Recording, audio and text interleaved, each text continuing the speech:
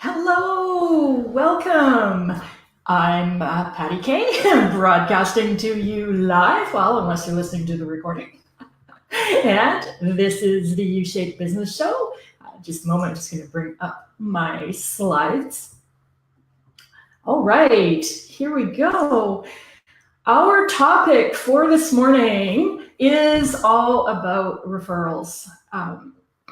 And maybe not in the way that you might expect that most people talk about referrals. One of the things that I do on a regular basis when I talk to my clients, people that I meet at networking events, anytime I get into a business conversation, one of my favorite questions to ask is, so how do you get your clients? What's working for you these days? And what I've found is that the most successful people that I talk to, the ones, businesses that are doing really well in their business, the ones that are perhaps a little bit more established, their answers are always the same. It's repeat clients, referrals, word of mouth. And that's what we're going to talk about today is how do we get those things in our business? How do we get people talking about us? What do you do in order to get people to rave about your service to other people, to bring in additional business that way, to in some ways, let your clients do some of the marketing for you? So from my perspective, I mean, there's a lot of advice about, asking for referrals, and certainly you can do those sorts of things strategically. In my perspective, this all begins with your service. It's about what you're offering. It's delivering something that's worth talking about, as Seth Godin would say. It's being remarkable, doing something in a way that people want to share it with other people. So I'm going to share with you a story that is just such a perfect example of how this works in real life. And also, I get to show a cute picture of my dog. This is Brody.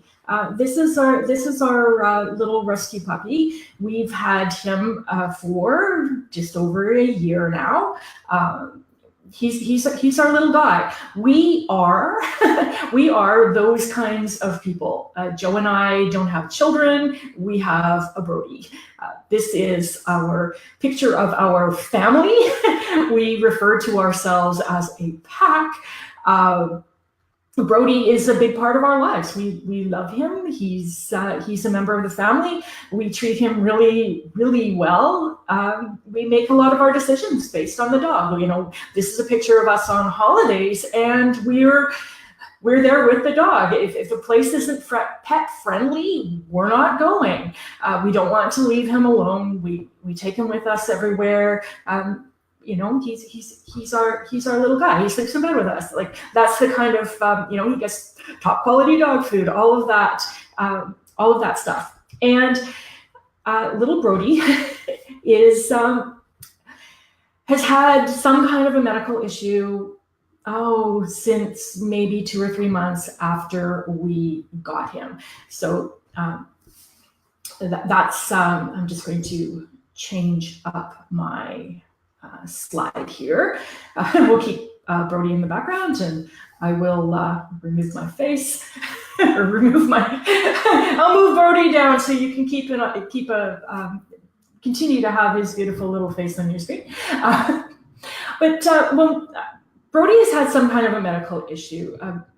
Shortly after we got him, we had this really, really scary thing happen. Middle of the night, the dog starts vomiting uncontrollably. He gets diarrhea. He's pooping blood. It's just really gory, really scary. We ended up rushing him to the emergency pet hospital at 2 o'clock in the morning. Not sure if we were going to be able to make it there in time. It was kind of a life-threatening situation, super scary. And of course, they patched him up and things were fine. We brought him back home, and he's had trouble with his tummy ever since that.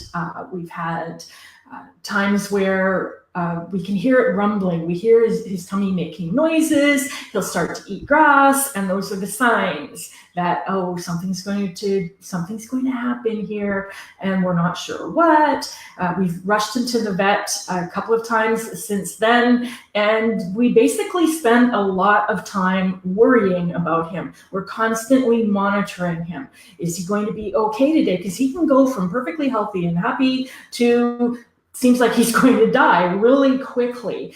And we've been searching for a solution for that, which means a lot of research online. And if you've ever done medical research for yourself or for a loved one or for a pet, it's all the signs of doom. It's like, oh, is your dog wagging his tail too much? It could be a sign of this serious but rare but serious illness or something like that. It's like everything sounds really horrible. And we were really not all that happy with the vet we were seeing. The place we were taking him to, they were always in a rush. There were 4 different vets, and we would get transferred from one vet to the other. They didn't have a lot of answers for us. They were able to give him a shot to keep him from throwing up, but they didn't have any long-term sort of solutions for us. And the most recent situation happened actually on my birthday. I was away at a workshop all day, and I come home to an empty house. And I'm thinking, oh, well, Joe's just out with Brody taking him for a walk. But then I notice that Joe's car keys are gone and Brody's walkie's leash is still there. And I know what's happened. And my first thought is, don't you die on my birthday. It's like, that's where my mind went to. And yes, they were at the vet. Of course they were. They were at the vet because Brody had another episode. So the reason I tell you all of this is because the very first thing when it comes to marketing is all about knowing your clients. It's who are these people that you are serving? What is their situation? In terms of your marketing and in terms of developing your service, it's about knowing who are your clients, what is it that they want, what are they looking for. This is super important. So I give you this as context. We're dog people, and we want a solution to what's happening for our dog. Fortunately, something awesome was about to happen. Joe ordered a package, and knock, knock, knock. The somebody at the door, and it's the FedEx driver, and she's got a package. Well, Joe's away. She knocks on the door. Brody goes from sleeping happily to alert right by my feet, and I scoop him up to answer the door, and she coos over the dog. She's like, "Oh, he's so sweet. What a lovely dog. Don't worry about him. It's okay if I pet him." And then she says, there's a new vet in the neighborhood. Did you know that there's a new vet in the neighborhood? I take my dogs to them, and they're awesome. And she starts telling me about this vet. She has no idea who I am. This is the first time I've seen her. She just knows that I have a dog, but she is so excited about this vet that she's going to tell me. She's going to take time out of her day to talk about the vet and the experience that she had. And she says, oh, they're a little bit hard to find. And she explained, how the map worked. And she says, no, they got a dog entrance and a cat entrance, and they're really, really, really good. And here's their card. If you're looking for a vet, I'd highly, highly recommend them. And I'm like, awesome. It's just as soon as she closed the door, I'm holding the card in my hand, and I'm like, oh, this is hope. Maybe we can find a vet that will really listen to what's going on, who can really help us with what's happening with Brody.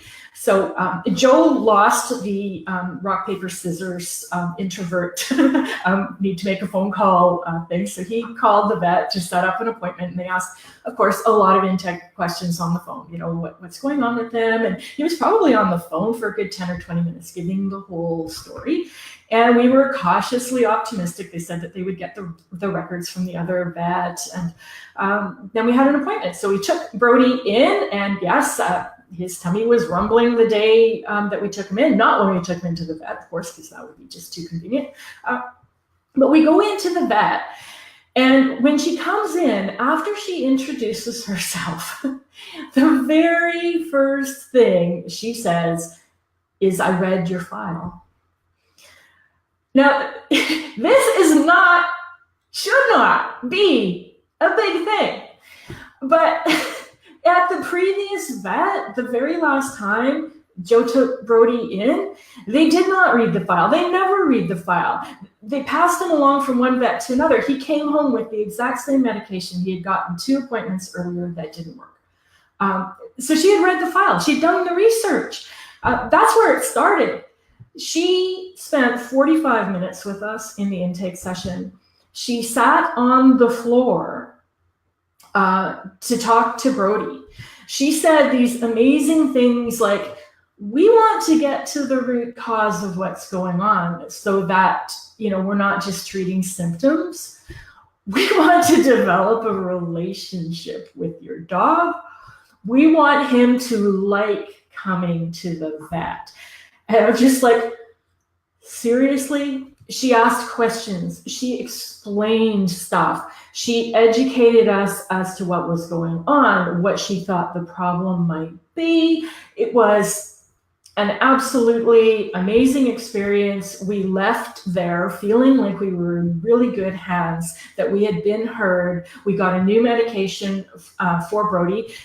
And you know what? I'm telling you this story. It's only been 6 days. He's still on the meds. We're hoping that it's a cure, but she outlined her plan for us. She says, here's where we're going to start. We're going to give him this medication. We're going to do this test. If that doesn't work, then we're going to do this other thing. We're going to work with his diet. We're going to try a couple of things. If that doesn't work, then we're going to do a blood test. Then we're going to do this.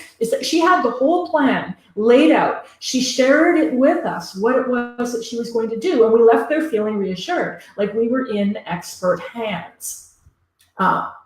And even though we don't know for sure, cautiously optimistic, but we don't know for sure whether or not she's actually solved the problem. But here I am telling you about her, telling you about the vet, raving about the service. The FedEx driver is going around the neighborhood and handing out business cards. I don't think she's related to these people. She just loves them and wants to talk about their business.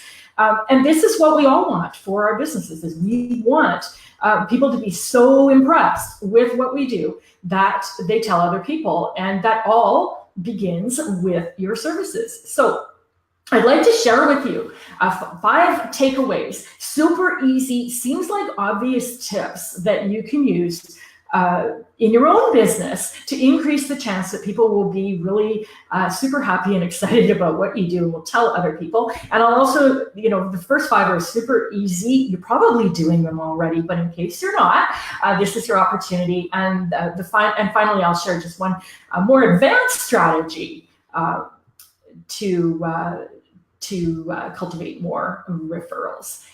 So I'm going to change my screen here and share with you the 5 tips to getting more word of mouth business, more referrals, more happy clients. And the first one is to prepare. This is the whole, I read your file. This seems like a really obvious thing to do, is to prepare to meet with your client. But apparently it's not that super obvious. I know some of my clients will say something like, did you get the stuff I sent you? Like when we get on our call, did you get the stuff I sent you? And I'm like, you mean the homework that I asked you to do? The information I asked you to send to me before our session so that I can prepare? Yes, of course I had a chance to look at it. I read it 5 times. I made some notes. I thought about you when I was out on my walk. That's why I asked you for the information, is so we can make the best use of our time. So prepare for your clients. Know who they are before they show up for their appointment. Refamiliarize yourself with their file and what's going on, so that you're ready to give the best service that you possibly can do. Should be obvious. Apparently, it's not. Secondly, also another thing that you're probably doing already: listen, ask questions. She listened to us. She asked the question. She spent the time with us. She repeated back what she had heard to make sure that we were on the same page. When I did a year-long lay counseling training a few years ago, and what we were told is that, not to worry too much when we first started working with clients. as in a volunteer capacity. We weren't trained therapists or anything like that. They said, you know what, just listening to somebody is often the only help that they really need. It makes them feel better just to be heard. And that's so true. And it's an easy thing to offer to your clients, is to listen to what they have to say, to really pay attention to what's going on and understand their situation. Third one, share your thinking. They're coming to you because you're an expert, and you're going to guide them. That's what they're looking for, is your guidance. And share what you're thinking. Share your plan. Let them know what's going to happen now, what's going to happen next, why you've come up with your thoughts and recommendations that you have. What this did for us in the vet, it was like, wow, she's really heard us. She knows her stuff. It's like, I have no idea she's a good vet or not. Did she graduate at the top of her class or the bottom? I've got no idea. But when she shared what she was thinking and why she came up with her diagnosis and why she was giving us the meds that she was giving us, that gave me a lot of reassurance that she knew what she was talking about. So let people know what it is that you're thinking, what your plan is. Fill them in on it. They don't know. And this also kind of dovetails into the fourth tip, which is to educate them. And that's what she did. She educated us. She reassured us. She corrected some of the things that we found online, the doom and gloom Dr. Google stuff that we had. She explained that, yes, you could have a serious problem, but there's a scale from super severe to really mild. And if he has it, it's going to be on the mild side. And it's like, oh, we were having conversations like, maybe we shouldn't get too attached to them.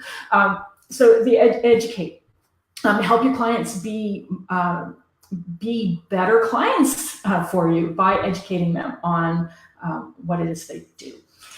The fifth one is to allow time, especially in the initial appointment. This is your first impression. This is your chance to begin to build know, like, and trust. And to do this requires a little bit of longer term thinking, to think about your clients over the lifetime that they will be working with you, the lifetime value of the client. Yes, you may not get as much money per hour if you calculate it out that way, if you spend extra time in your initial appointment. But if that means that people have a really good first impression and they continue to come back, then there's future business. They'll continue to come back to you. It's, in our case, Brody's a young dog. Assuming that we don't move too far out of the neighborhood, we will be seeing the vet for the next 10 years, hopefully longer than that. So there's that ongoing business, and spending a little bit of extra time in the beginning assures that. We are so excited. We're so happy. We're already committed to this vet. He wants to build a relationship with our dog. So those things are really simple, and they just, in my mind, they kind of add up to, well, it's just decent customer service. The advanced one is this, which is to ask for feedback, to ask your clients, how are you doing, basically, to check in once in a while and say, hey, I want to get some feedback from you on the service that I'm offering you. What's working for you? What do you, what's working for you with this service? What do you like about working together? And is there anything that I can be doing to improve? Is there anything that you would like to see different? A lot of people will ask me questions like, how do I know this information? It's like, you can get all the information you need to know for your marketing by talking to your clients, and you can ask for feedback. You can get some really good ideas for how you can improve your service. And you can kind of check in to make sure that your clients are happy. And also you can get testimonials from that. A lot of times, people will start raving, and then you can say, hey, use that as a testimonial. So that can be helpful as well. So I will leave you with this thought, which is that marketing begins with your service. It begins with offering something that is awesome, that gets good results for your clients, that is worth talking about. So if you're looking for that kind of long-term success that comes from repeat business, referrals, and word of mouth, start with your service, make it awesome. That's me, pattyk.com. Have a wonderful day, and I will see you back here tomorrow.